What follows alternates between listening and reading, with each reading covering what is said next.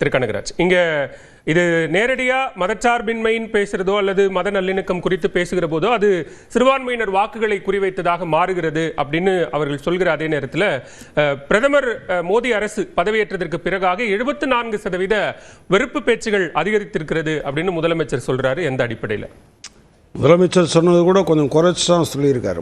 முதலமைச்சருடைய அந்த உறுதியான மதச்சார்பின்மையை பாதுகாப்போம் என்கிற அந்த பேச்சுக்கள், அதற்காக நான் பாராட்ட வேண்டும் என்று நினைக்கிறேன். 2014 அதாவது இவங்க ஆட்சிக்கு வந்த வருஷத்தில் 147 சம்பவங்கள் கிறிஸ்தவர்களுக்கு எதிராக நடந்தது. 2021 505, 2023 734, 2024 834, 25 நவம்பர் வரை 700 சொச்சம். பாதிரியார் ஸ்டெயின்ஸை கொன்னது யாரு? எரிச்சு கொன்னது யாரு? நடவடிக்கை எடுத்ததா சொன்னார். ஒரு பிஜேபி பெண் தலைவர் ஒரு பார்வை திறன் குறைந்த ஒரு மாற்றுத்திறனாளிகிட்ட எப்படி நடந்துக்கிட்டாங்கிற வீடியோவை நீங்கள் பார்க்கல? நீ அடுத்த பிறவிலையும் குருடாத்தான் பிறப்பான்னு சாபம் போடுறதை நீங்கள் பார்க்கல? சரி, அது ரொம்ப சேதுராமன் சார் ரமேஷ் சேதுராமன் சார் ரொம்ப நாசுக்காக சொல்வார். இதை விட்டுருங்க, மற்ற ஊரில் என்ன நடந்திருக்குங்கிறத அதை அப்புறம் பேசுவோம். சரி, ஆனால் நீங்கள் ஒன்றை தெரிஞ்சுக்கங்க, பெண்களுக்கு பாதுகாப்பை பற்றி சொன்னார். நான் அதை மட்டும் சொல்லிட்டு, உன்னாவ் இப்போ ஒரு பிரச்சனை நடந்துகிட்டு இருக்கா. ஒரு 17 வயசு பொண்ணு ஒரு எம்எல்ஏட்ட வேலை கேட்டு போகிறான். அந்த ஆள் அவங்க தம்பி தனித்தனியாக பாலியல் வல்லுறவு, அப்புறம் மொத்தமாக கூட்டு பாலியல் உறவு, அதை கேட்க போன அப்பாவை மரத்தில் கட்டி வச்சு அடிக்கிறாங்க. ஸ்டேஷனுக்கு கூட்டு போய் ஸ்டேஷனில் அடித்து தூக்கில் போடுறானுங்க. அதுக்கு பின்னால் அவங்க சித்தப்பா கேஸ் கொடுக்குறாரு, அவரை தூக்கி உள்ளே வச்சுட்டாங்க. இந்த பொண்ணுக்கு பாதுகாவல்னு சொல்கிறான், அதை வச்சுட்டு உளவு பார்க்குறதுக்கு ஆளை போடுறான். ஒரு ட்ரக்கை வச்சு அந்த பொண்ணு மேலே, அந்த பொண்ணு போன காரில் ஏற்றி அவங்க அத்தையோ சித்தியோ 2 பேரை கொன்னுடுறாங்க. இந்த பொண்ணு அதில் தப்பிக்கிறா, அந்த ஊர்லேயே இருக்க முடியல. இதெல்லாம் நடந்தது தமிழ்நாட்டில் நடந்ததா உத்தரப்பிரதேசத்துலையா? உன்னோட நீதிமன்றம், உன்னுடைய நிர்வாகம், உன்னுடைய உன் கட்சியினுடைய ஆள் அத்தனை பேரும் சேர்ந்து ஒரு பொண்ணை, ஒரு 17 வயசு பொண்ணை இப்படி பண்ணுறான். இப்போ ஒரு கட்சியை சார்ந்தவர்கள் இந்த தவறை செய்கிறார்கள், அதை எல்லாரும் ஆதரிக்கிறாங்கிற மாதிரி பொருள்படாது. யோகி ஆதித்யநாத் என்ன பேசுறாரு, ஓபி சிங்னா அங்க இருந்த டிஜிபி என்ன பேசினாரு? அப்பாவிகள் மேல் வந்த குற்றச்சாட்டை இது குற்றம் சாட்டுகிறார்கள், அவர்களை நாங்க விட மாட்டோம். அதுக்கு பின்னால கோர்ட்டு தலையிட்டு சிபிஐ வந்த பிறகு 10 வருடம், அதாவது ஆயுள் தண்டனைன்னு சொல்லிட்டு அந்த கோர்ட் என்ன சொல்லுது, பயாலாஜிக்கலா அவர் வாழ்கிற வரை அவர் ஜெயிலில் இருக்கணும். ஆயுள் தண்டனைனா அந்த 14 வருஷம் அப்படி இப்படிலாம் இருக்கக்கூடாதுன்னு ரொம்ப ஸ்பெசிஃபிக்காக சொன்ன பிறகு 7 வருஷத்தில் வெளியே கொண்டு வர்றீங்க. அது தனிச்சா? பில்கிஸ் பானுவை அவ உட்பட 7 பேரை பாலியல் வன்கொடுமை பண்ணிட்டு 14 பேரை கொன்னவங்களை வெளியே கொண்டு மாலை போட்டு வரவேத்தீங்க.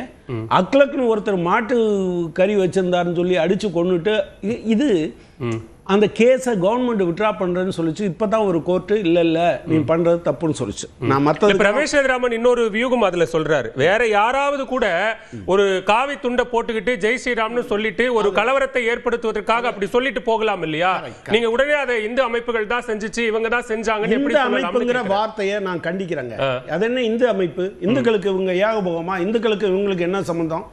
சங் பரிவார அமைப்புகள் தான். எந்த இந்து அமைப்புகள், எந்த பக்தர்கள் இதை பண்ணிட்டு இருக்காங்க? கிடையாது. சரி, நீங்க மற்ற இடத்தெல்லாம் விட்டுருங்க. சரி, இப்போ நம்ம ஊர்ல ஒன்று கன்னியாகுமரியில் நடந்தது இல்லை, அப்போ திமுக கவர்மெண்ட் கிடையாது, எம்ஜிஆர் தான் முதலமைச்சர். வேணுகோபால் கமிஷன் அமைச்சாங்க. அவர் ஒன்றும் கிறிஸ்தவரோ இஸ்லாமியரோ எல்லாம் கிடையாது. இதை கேளுங்க. அதாவது கேடு விளைவிக்கக்கூடிய சித்தாந்தங்களை கொண்ட RSS அமைப்பை எப்படி அடக்குவது என்பது குறித்து விசாரணை கமிஷன் ஆராய்ந்து பார்த்தது. கீழ்காணும் முக்கியமான அம்சங்களை வலியுறுத்தி விளக்குவதன் மூலம் RSS தத்துவங்களும் சித்தாந்தங்களும் செயல்முறையும் எந்த அளவுக்கு அபாயகரமானதென மக்களுக்கு எடுத்துக்காட்ட வேண்டும், மக்கள் கருத்தொன்று உருவாக்கப்பட வேண்டும் என்றும் கமிஷன் முடிவுக்கு வருகிறது. இப்படி தொடர்ச்சியாக சொல்கிறாங்க. சரி. அதாவது இந்த ஊரில் தடை பண்ணக்கூடாதுன்னு நாங்கள் நினைக்கிறோம். ஆனால் அனைத்து அரசியல் கட்சிகளும் அதற்கு எதிராக பிரச்சாரம் பண்ணணும், ஆர்எஸ்எஸ்னுடைய தத்துவத்துக்கு எதிராக என்று. நான் சொன்ன இந்த கணக்கு என்னது, இப்போ எலெக்ஷன் டயத்தில் மட்டும் வருதுன்னு சொன்னார்ல, அவங்க ஒரு ரெட்டை நாக்கு வச்சுருப்பாங்க. இப்போ 2015 தேர்தலுக்கு முன்னால் மோகன் பகவத் இங்கே போனார். அவர் வந்து ரிசர்வேஷனை எல்லாம் நம்ம மறுபரிசீலனைக்கு உட்படுத்தணும்னு சொல்லி. சரி. அது என்னென்னா அங்கே இருக்க அப்பர் காஸ்ட்டுக்கு ஒரு மெசேஜ். உடனே ஒரு சலசலப்பு வரும்ல, இல்லை ரிசர்வேஷனை நாங்கள் அதெல்லாம் ஒன்றும் பண்ண மாட்டோம் அப்படின்னு பையாஜி அதுக்கு ஒரு விளக்கம் கொடுப்பார். ஓகே. ஆனால் இப்படித்தானே சொல்லியிருக்கீங்க அப்படின்னு சொன்னால், இல்லை மக்கள் சிரமப்படுகிற வரை அது இருக்கும்னு நாங்கள் சொல்லியிருக்கோன்னு அப்படி கடந்து போவாங்க. இது எல்லா நேரத்துலையும். இப்போ நீங்கள் கரெக்டாக பார்த்தீங்கன்னா எக்ஸாக்டாக அதுதான். சரி. இவர் தெரியாமலாம் போல, இவர் இந்த இதில் சொல்லுவாங்க, இவர் என்னதென்று தெரியாமல் செய்திருக்கிறார், எனவே மன்னித்து விடுங்கள்னு. பிரதமர் தெரிந்தே தான் அவர் இதை செய்கிறார். ஆடைகளால் அடையாளம் காணுவோன்னு சொன்னது இருக்குல்ல, ஒவ்வொரு முறையும் அவர் விஷம் கக்குவார். இப்போது நான் உள்ளே இருக்கிற போது நீங்க அடிங்கன்னு சொல்லியிருக்காருங்கிறது தான் என்னுடைய அபிப்பிராயம். ஸ்டெயின்ஸ் கடுமையான குற்றச்சாட்டு. இல்ல ரொம்ப கடுமையான நான் சொல்றேன். அதாவது எப்படிப்பட்ட ஒரு மனிதர், அவங்க கட்சியினுடைய துணைத் தலைவர் ஒரு பெண்ணு, அவங்க தான் சொல்றாங்க அடுத்த பிறவியிலையும் நீ குருடா பிறப்பாயின்னு. யார் சொன்னாத? தனிநபர் சொல்லக்கூடிய பிரதமர் மேல ஒரு கடுமையான குற்றச்சாட்டு சொல்றீங்க. இப்படி கேட்பீங்கன்னு எனக்கு தெரியும், அதனால தான் சொல்றேன். இவர் பிரதமர் ஆயிட்டார், பிரதமராக தேர்ந்தெடுக்கப்பட்டு விட்டார். அவர் இன்னும் பிரதமர் ஆகல. ராய்ட்டர் வந்து அவர்கிட்ட பேட்டி எடுக்கிறாங்க. இது முதலமைச்சராக 2014 இவர் வெற்றி பெற்ற உடனே, நீங்க குஜராத்தில் இப்படி 1000க்கு மேற்பட்ட இஸ்லாமியர்கள் கொல்லப்பட்டார்களே, அதை பத்தி என்ன நினைக்கிறீங்க? ஏங்க, நீங்க ஒரு கார்ல போறீங்க, நீங்க டிரைவ் பண்ணாலும் சரி, பின் சீட்ல இருந்தாலும் சரி, ஒரு நாய்க்குட்டி அடிபட்டா உங்களுக்கு வருத்தம் இருக்காது? இதுக்கு பேர் என்னங்க? இதுக்கு பேர் என்னன்னு சொல்லுங்க. நீங்க இந்த இந்த இந்த அம்மா இப்படி பேசல, அடுத்த பிறவில குருடா பிறப்பாயினா ஒரு கண் தெரியாத பெண்ணை இழுத்து அடிக்குது பாத்தீங்களா? இது எங்கிருந்து வருதுன்னு நினைக்கிறீங்க? பிரதமர் தான். இதை விட மோசமா ஒருத்தர் பேச முடியுமா? நீங்க சொல்லுங்க. நீங்க ஒரு 1000 பேர் கொல்லப்பட்டு பல லட்சக்கணக்கான கோடி ரூபாய் அளிக்கப்பட்ட பிறகு, பல பேர் ஊரை விட்டு ஓடின பிறகு உங்கள்கிட்ட ஒரு கேள்வி கேட்டா ஒரு கம்பேஷன் கிடையாது. ஏங்க, இந்த நிவாரண முகாம்கள் இருக்க, அது எவ்வளவு நாளைக்கு வச்சிருப்பீங்க? அதுக்கு அவர் என்ன சொன்னார் தெரியுமா? எல்லாம் ரெக்கார்டில் இருக்கு.